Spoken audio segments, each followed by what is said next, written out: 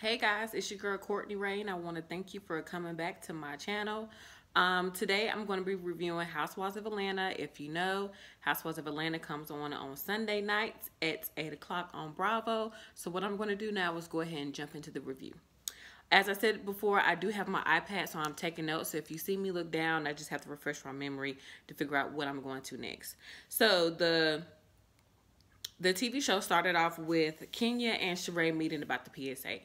Kenya, of course, wants to do a PSA about domestic violence, which is really, really good. At first, I was really like, Kenya, you really doing this PSA about domestic violence? I don't know, because you always cry wolf. So she did explain and go into how she was 16 years old and she was with someone 11 years her senior, which I'm still trying to figure out, but hey, that's neither here nor there. But she was with somebody 11 years her senior when she was 16 years old, and that turned out to be a domestic violent relationship. Of course, Sheree, we all know that she had been in one with Bob, her ex-husband, who even, what was it, last year, he made a joke about maybe I didn't choke you hard enough, which I thought was totally unacceptable. She started crying, and it's just like, first of all, how are you going to take domestic abuse from somebody who has one eye that works and looks right? But hey, that's just me. So, initially, it's Kenya's thing. That's what she wants to do. It's her PSA, so she kind of want to take charge. And Sheree is just like, I have never been behind the camera before, but I love to learn. And Kenya's like, you want to be my intern? And Sheree is like, intern? Who's gonna be an intern? Not me. No. We're gonna do this together.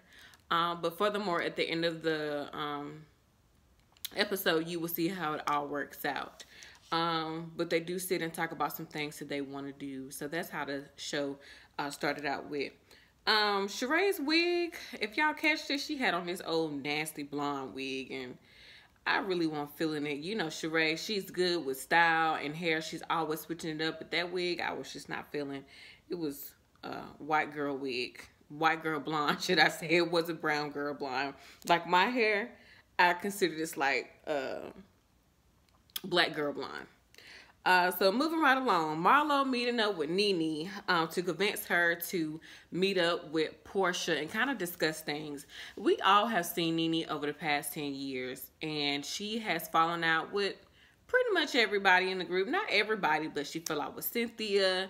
Her and Candy started off rocky. Her and Marlo. Her and Marlo didn't talk for 4 years, and Cynthia and her didn't talk for 2 years. So Marlo really wanted to meet up with her and just say, you know, I really feel like if me, you can get back on a good page, and Cynthia and you can get back on a good page after what happened to us, I know it's something for Portia. Of course, Nene was not. She was not with this. She was like, no, I'm good. I don't need to, you know, go there with Portia, pretty much. And I'm just like, Nene, seriously. She makes it seem like it's something deeper than what it truly is. So I'm just like, okay, so what's the tea on that? Is it something that we don't know? Like, honestly, you know, if you truly felt like Portia wasn't supporting you as a friend and you supported her when she was going through her divorce and whatever she was going on, you know, to me, I just think it's very high school. It's kind of childish and petty, but we know how Nene can be. She's very stubborn. She's very stubborn. But at the end of the scene, Marlo was able to get Nene to say she was coming. Nene didn't say she was coming, but you know, Marlo, she was like, look, girl, if I have to drag you out of the house, you going to this tea. So what they call it was, or what Marlo called it was, tea at the Hamptons, which was really, really cute. OLG. Now, I've been doing my research on OLG, and things ain't been, people ain't been talking really good about OLG. They say OLG, the service is horrible. They say the wait staff is horrible. You have to wait hours to get in. Of course, it's in Atlanta. Tourists, they go to OLG because they're from out of town. I also heard the food wasn't that good either. I don't know. I think Candy should have had a little bit more time with that restaurant, but I think they were really trying to rush to get it open because it was already supposed to be open at one date and it didn't. The date was pushed back. So I think they were trying to like quickly go ahead and open the restaurant. And from what I heard a small, and it looked small in there too from watching it on TV. But I do love Atlanta, so hopefully I can go back soon and kind of go visit to see for myself. But we're gonna go into what happened at the restaurant. The OLG come to the restaurant and they said that they needed to talk to Candy and Todd about some things. And this scene was hilarious to me. So Candy and Todd asked, you know, old lady gang, you know, what do y'all need to meet about? What do y'all want to talk about? And Aunt Bertha said, yo, employees, you know, and Aunt Bertha, she don't take no mess. She gonna speak her mind, but that's all through them. But Miss Bertha or Aunt Bertha, especially, she gonna say what she gotta say. So they get downstairs and Candy and Todd ask, okay, you know, what y'all want to talk about? And Mama Joyce like, the hostess, it's like she couldn't even get it out. It's like, girl, if you came here to talk business about old lady gang, what is it? So in the end, she was like, we need to see some changes. The kitchen staff walking around with their pants hanging off their butt, and the hostess, they're not very professional and things of that sort. And Candy goes in to say, my aunts have been in the food business for a while. So, you know, they retired from that, so they know what to expect. But they did, Candy and Todd did say that they were looking to hire a new general manager, and then a little before the end of the episode, we do see them not hire, but actually interview someone for the position. So I'll just stay on topic of OLG since I'm already on it. But they hire, or I'm sorry, I keep saying hire, but they interview the guy, and he seems very knowledgeable of the industry, food industry and things of that sort, but I just don't think he would be able to handle. I'm like Don Juan. Don Juan said, you know, they're nice, but working for them and working with them is a whole different story. I don't know if he can really handle old lady gang, Candy and Todd and everything that comes with them, because they're a complete package. If he's not aware of how they work and how they talk to each other and just how they just coexist with one another, I don't know if he's up for the job. However, he did seem very knowledgeable, and he also did his research before coming to the job interview. He also let them know, like, okay, I went to your website and the reviews you were getting for the restaurant were like 3.5 and less. And I'm looking like, ooh, so that's matching up with what I'm hearing. So and Candy's like, oh, that's not good. It was better. So I don't know what changed. I don't know if people got lazy with the staff and with the food.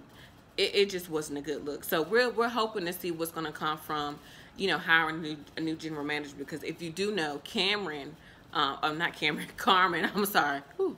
Carmen was, I guess she was the general manager of the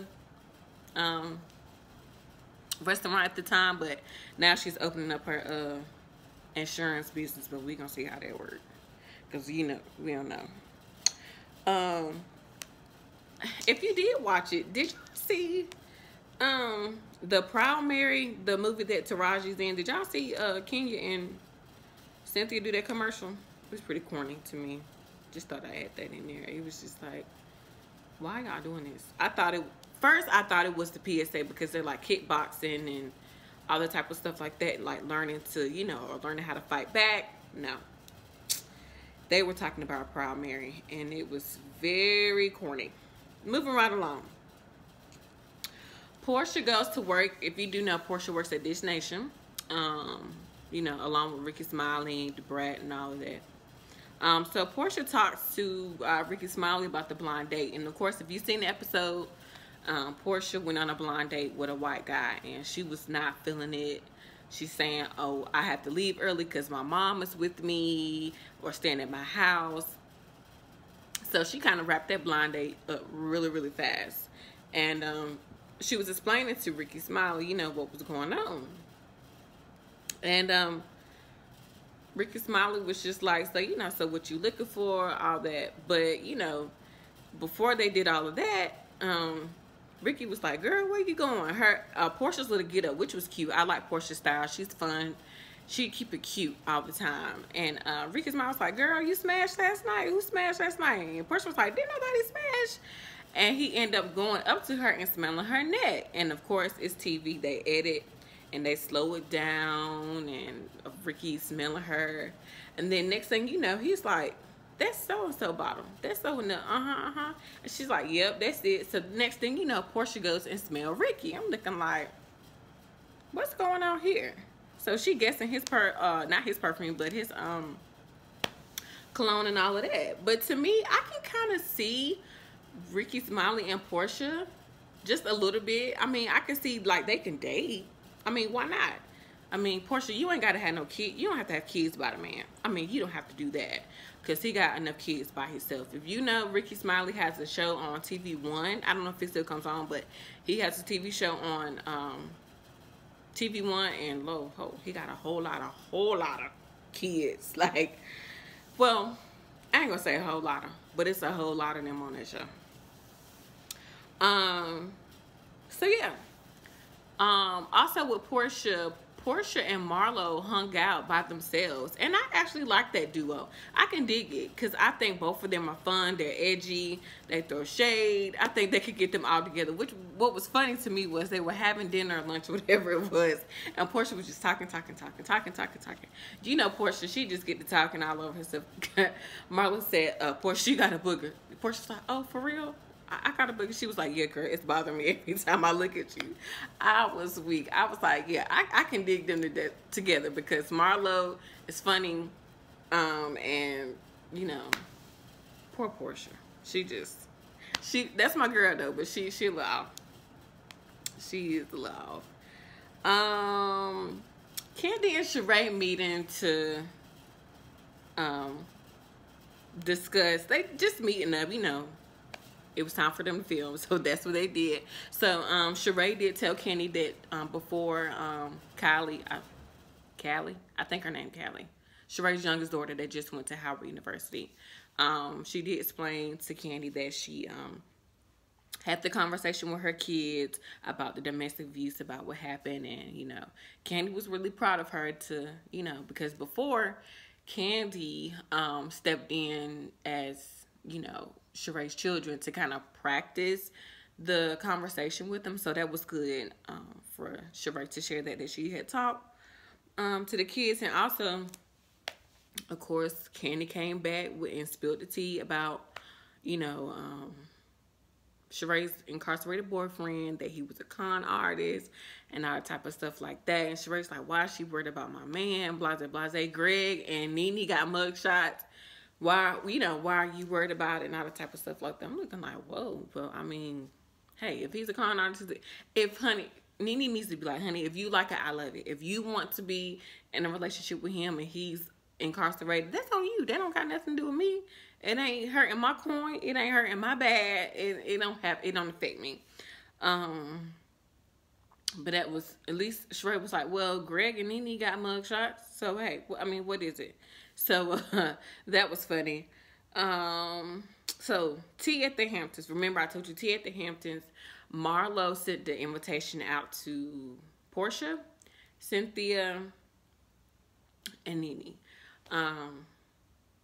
So, Cynthia was the first one to arrive, and Marlo wasn't ready. She was like, I guess Cynthia buzzed her, and Marlo buzzed her in, or whatever.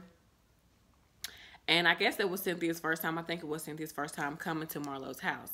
And Cynthia was like, oh my God, this is a nice house, which it is. You know, Marlo is very stylish. Like she from head to toe, in her house decor, everything was just laid. Honey, Marlo came down them steps, hostess with the mostest.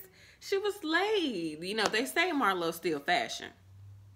They say that she steal people credit cards and all of that. Now, I don't know if that's true or not. That's just what I heard.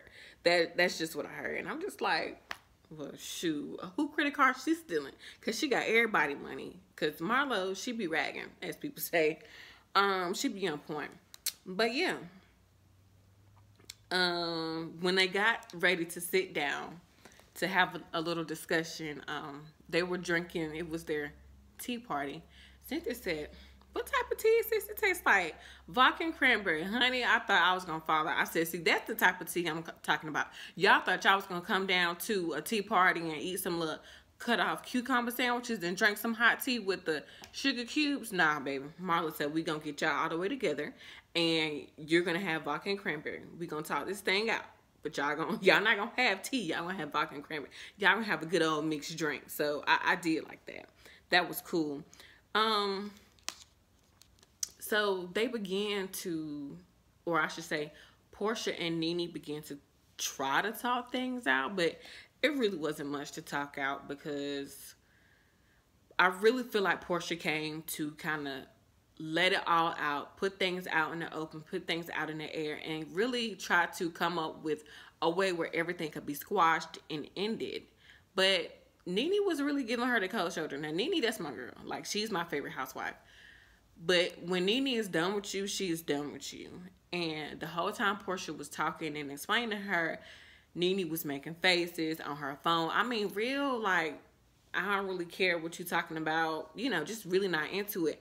And Portia was like, "Well, I see, you know, you really don't give a damn, so we good. We don't have to go furthermore." Which I understand that. If I'm reaching out to you, I ain't gonna say reaching out, but if I'm talking to you, trying to figure out how we can move forward, and you're on your phone and making faces and like I'm wasting your time, I'm good. It's okay. Marla said, "Y'all are the worst house guests. I ain't inviting y'all over no more," which was funny. So I just hate to see that Portia and Nene couldn't reconcile their differences because I really do like their friendship. I really like the way that Nene took her in as a little sister. But I mean, things changed. Nene, you moved to LA. Portia was trying to get herself together and, you know, make a name and a brand for herself. I mean, you were doing that. So, hey, Nene was saying Portia wouldn't answer her phone calls and text messages. And if you mad over a girl over there, you really need to grow up. That's all I'm saying. So, at the end, we get to the PSA. Remember I said the PSA that Kenya and Sheree were working on. We get to the PSA and she's shooting with Derek.